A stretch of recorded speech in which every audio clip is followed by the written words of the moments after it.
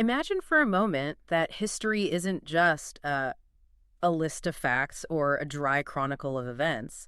What if it's more like a masterpiece, painted, with light and shadow, revealing the very soul of an era? Right. And what if one of the Enlightenment's most brilliant minds didn't just write a history book, but actually tried to illuminate its essence? That's a great way to put it. Today, we're diving into exactly that. Voltaire's huge work, The Age of Louis XIV.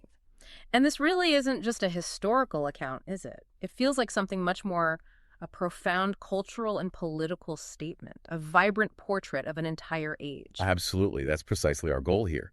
We want to unpack Voltaire's really quite revolutionary approach to writing history, explore his rhetorical genius, and maybe uncover some of the subtle, sometimes controversial critiques hidden within this classic. Yeah, looking at not just what he said, but how he said it. And importantly, why it still matters to us today. And just before we get started, you should know you are experiencing a unique two-host AI conversation powered by Google's NotebookLM for deeper, more dynamic book analysis. Okay, so to really appreciate this masterpiece, we need to understand the artist, right? What made Voltaire the person to tackle this? Who was he? Well, Voltaire, or Francois-Marie Arouet, to use his real name, was an absolute giant of the Enlightenment. I mean, by the mid-18th century, he was basically an intellectual rock star. Right. Renowned for his incredibly sharp wit, his fearless critiques of established institutions, the church, the state, and his deep engagement across philosophy, politics, history. His reputation, that sheer intellectual authority he already had, meant the Age of Louis XIV landed with immense credibility the moment it was published. He wasn't just some historian, he was Voltaire. So not just a dusty academic then, but a real public figure whose words carried, significant weight. That's a huge advantage when you're trying to shift how people think about the past. Yeah. And this book, it wasn't just dashed off, was it? What was the driving force behind such a massive project? Why Louis XIV's era specifically? It's fascinating, actually. The book came out in 1751, a really pivotal moment in Europe. The Enlightenment was in full swing, questioning everything. But Voltaire didn't write it overnight. No, this was a painstaking project. Took him nearly 2 decades. Wow, 20 years. Yeah, involving immense archival research. And his core purpose, it was much more ambitious than just chronicling events. He explicitly said he wanted to paint history, to illuminate the cultural trends, the intellectual advancements, the very spirit or genius of that specific age. He wasn't just recounting battles and reigns. He was trying to capture the essence of a whole civilization. Painting history. I like that. It's more than just a style choice, isn't it? It suggests history isn't just what happened, but requires this artistic effort to capture the soul of a time, its values, its mindset. Exactly. It implies a need for empathy, not just data. And I understand there was also a sort of implicit critique going on, even while he was praising Louis XIV. Oh, absolutely. It was a brilliant rhetorical move, really. By praising the advancements under Louis XIV, the arts, the sciences, the statecraft Voltaire was subtly but quite powerfully critiquing what he saw as the decline of his own time under Louis XV. Ah, okay. It let him celebrate France's past glories while at the same time indirectly warning about the dangers of unchecked power and the maybe stagnation he perceived around him. That's incredibly clever. So this grand historical painting, who was it for? Who was Voltaire aiming at with such an ambitious work? Well, the primary audience was definitely the literate European public, the intellectuals, policymakers, the educated elites. But you can sort of feel him implicitly addressing monarchs and reformers themselves. Right, offering a kind of model. Yes, both a blueprint for what enlightened leadership could achieve, maybe, and also a cautionary tale about the pitfalls of absolutism. The subject, obviously, was 17th and early 18th century France, Louis XIV's court, but always viewed within that broader European context. Mm-hmm. And what's really striking is Voltaire's grand claim. He explicitly linked Louis XIV's era with one of history's great ages of light. You put it up there. With the eras of Alexander the Great, Augustus in Rome, the Italian Renaissance. That's setting the bar incredibly high. Wow, comparing it to ancient Rome and the Renaissance, that really elevates the whole thing. How did he manage to convey such a complex message, blending that admiration with the underlying critique? What was his tone like? His tone is one of the most fascinating parts of the book, I think. It's complex, it's critical, yet also undeniably admiring. It's always rational, often satirical, and deeply analytical. He masterfully balanced praise for the era's cultural achievements, and, the flourishing of arts and sciences, with a real skepticism toward absolute power and religious dogma. His style is this brilliant mix of irony, deep learning, and rhetorical flair. It makes it both engaging and, well, profoundly thought-provoking. That blend of admiration and skepticism feels so characteristic of the Enlightenment itself, doesn't it? As a leading thinker, Voltaire believed in reason, challenged blind faith. Wow. This wasn't just abstract philosophy for him. Not at all. It shaped his whole historical approach. He wasn't just recording. He wanted to understand why things happened, applying that skeptical, rational lens even to the grandest eras, trying to glean lessons for progress. Okay, let's really dig into Voltaire's genius here, because he didn't just write a history. He seems to have fundamentally changed how history was written. What was so revolutionary about his approach? He truly did revolutionize the methodology. I mean, he moved almost entirely away from simple chronological listing. The Age of Louis XIV isn't structured like that. It's organized thematically, analytically. Well, you have chapters focusing on distinct aspects: culture, politics, philosophy, religious life, science. He creates this rich, multi-dimensional mosaic of the time. It was a radical departure, really, moving beyond just telling a story to actually synthesizing sources and offering a deeply philosophical take on the past. So it's not just, and then this happened, and then that happened. It's more like, okay, here's the culture of the age, here's the politics, here are the scientific breakthroughs. He's building that picture, like you said earlier, bringing these different elements together. Exactly. Yeah. He genuinely seemed to see history as an art form. He famously likened the age itself to a painting, remember? As if his narrative brought light and color to the scene. It suggests history isn't just some sterile record, but an active, almost artistic endeavor to find deeper meaning. Right. And he also insisted on causal explanation, understanding the cultural context, maintaining critical distance. This significantly raised the intellectual standards for historical analysis at the time. He sought the why, not just the what. He wanted to reveal the underlying mechanisms driving events. That's a massive shift in perspective. How did he actually pull that off? How did he persuade and challenge his readers with this new way of doing things? Let's talk about the power of Voltaire's rhetoric. Oh, his rhetorical skill is just masterful. If you think about what rhetoricians call ethos, his credibility. Okay. He built that not just through his established position as this leading Enlightenment philosopher, but through really meticulous research, reading hundreds of volumes, digging into archival documents. He also boosted his reputation as an honest historian, maybe a bit polemical, but honest, by consistently questioning traditional narratives and established dogma. So that willingness to challenge the status quo made him more believable. Absolutely. It made him incredibly compelling. People knew he wasn't just repeating the official story. So he had the reputation, she did the homework, and he wasn't afraid to shake things up. That's a powerful mix for any writer.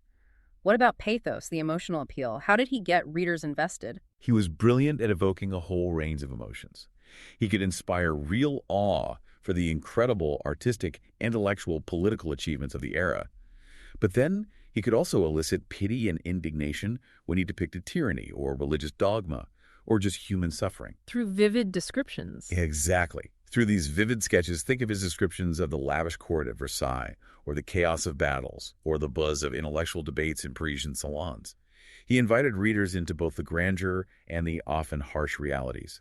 And his satirical bite, his ironic observations, they fostered a really deep emotional engagement, prompting both admiration and skepticism. He made you feel the highs and lows, the triumphs and the tragedies.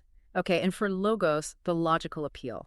How did he structure his arguments to convince people beyond just laying out facts? Well, the structure itself is inherently analytical. It always prioritizes insightful analysis over just a chronological list. He consistently sought causal explanations for why things turned out the way they did, drawing on a huge wealth of evidence: official records, private memoirs, personal letters, literary works.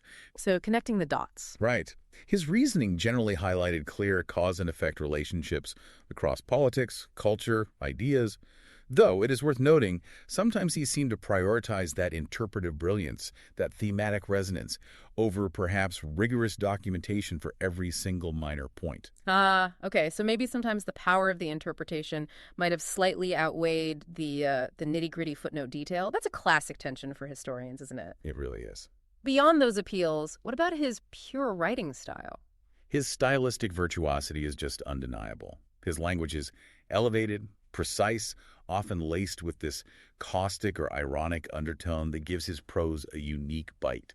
His sentences are crafted with real wit and complexity, using artful parallelism, rhetorical questions that really make you think. And the classical references. Yes, he frequently used allusions to classical antiquity, referencing Alexander, Augustus, the Renaissance, to frame Louis XIV's Paris as a kind of new Athens or Rome.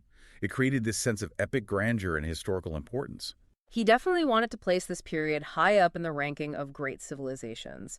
And he was a master of juxtaposition and irony, you mentioned. That seems crucial to his critique. Oh, absolutely crucial. He masterfully used juxtaposition, contrasting Louis XIV's undeniable magnificence, the splendor, with the inherent abuses of absolute power. He'd compare French achievements to other nations too, using those contrasts to highlight both glory and decline. And his irony, it was pervasive, especially when commenting on religious dogma, royal excess, political mistakes. It was a powerful tool to highlight the paradoxes of the age and really engage the reader's critical thinking, forcing them to look beyond the shiny surface. This kind of sharp critical thinking is exactly what we aim to spark here. And actually, if you're enjoying this conversation, you'll find more insights like these on Mindful Moments on our YouTube channel. We offer AI book analysis there specifically to inspire reflection and rational thought. That fits perfectly with Voltaire's own project in a way. It does. Okay, so fascinating stuff. But for all its brilliance, Voltaire's approach, it wasn't without its complexities, maybe even its critics, right? How did he handle that constant tension between celebrating the era and critiquing it? That tension is really central to the book, and maybe to Voltaire's whole philosophy. It reflects his ongoing attempt to balance celebrating France's huge achievements with his own Enlightenment skepticism. He was pushing for progress, through rational analysis and a clear-eyed view of history, but he couldn't just ignore the grandeur and the realities of the past, even when they sometimes contradicted his ideals. It was a constant tightrope walk. And what about the actual criticisms leveled against his work? Every great work gets scrutinized eventually. True. And the Age of Louis XIV is no exception. Some scholars have pointed out that his deep commitment to Enlightenment optimism, that belief in progress, occasionally led him to perhaps simplify complex issues or maybe downplay negative outcomes. And while he aimed for this broader cultural history, there's sometimes an unavoidable return to great man history, focusing on the deeds of powerful figures, even if he often did it to expose their flaws. Also, crucially, his unmistakable secular and anti-clerical stance, while central to his philosophy, can be seen as a bias. Oh, so? Well, some argue it sometimes narrowed his moral vision or led to a less nuanced portrayal of religious figures or motivations. And while his outlook was cosmopolitan for his time, it remained deeply rooted in the French experience. His way of presenting other cultures, China, England, Spain, was often comparative, and looking back could sometimes seem a bit condescending, views through that very French lens. That's a really significant point. The lens he used was still very much a product of his own time and place, despite his forward-thinking ideas. And you mentioned earlier he sometimes prioritized interpretive brilliance over absolute documentary thoroughness. What does that imply about the historian's fundamental role? It's a big question. It raises a vital and, frankly, enduring question for all historians. What is the right balance between rigorous factual accuracy and the power of a compelling, insightful narrative? In pursuing that thematic resonance, Voltaire occasionally did seem to sacrifice exhaustive documentation for interpretive brilliance. It forces us to ask, is a historian's role simply to record events meticulously, like a court reporter? Or is it also to actively shape our understanding of the past, to illuminate its deeper meaning, even if that means emphasizing interpretive insight over, every single tiny detail? It's a debate that continues right up to today. That's a profound thought, and one that definitely resonates far beyond 18th century France. So ultimately, wrapping things up a bit, what's the lasting significance of the Age of Louis XIV? How did it change historical writing for good? I think it fundamentally redefined it. By focusing on cultural trends, intellectual movements, the broader lived experience of an age, not just the deeds of kings or endless battle reports, Voltaire presented a completely new model. He successfully painted this comprehensive picture of an era at its cultural height, while importantly, not shying away from its contradictions and its costs. So it set a new standard. It really did. The book offered a powerful model of rational historical inquiry. It encouraged future historians to look beyond mere chronology, to ask why and how societies evolve. It set a new standard for comprehensive analytical history. Voltaire's legacy as a historian is certainly complex, isn't it? Someone who didn't just celebrate an era, but also bravely uncovered its underlying tensions, its costs. His work feels like a powerful testament to the idea that knowledge is most valuable when it's understood and applied, and that, well, multiple perspectives really do enrich our understanding, even when those perspectives are challenging. Absolutely. It's a powerful reminder that history is never static. It's always open to new interpretations, always offering deeper understanding of the human condition. And remember, for more analytical journeys through fascinating books like this one, do check out Mindful Moments and our podcasts. So, to leave you with a final thought from our conversation today, building on Voltaire's idea. If history really is a painting, as he suggested, then who holds the brush? And how much of what we think we know about the past is ultimately shaped by the artist's own unique vision and their inevitable biases? Something to ponder. A question certainly worth exploring long after this conversation ends. Click the link on screen for the in-depth book summary, subscribe, share. You can purchase the book via the link too. And as always, think critically.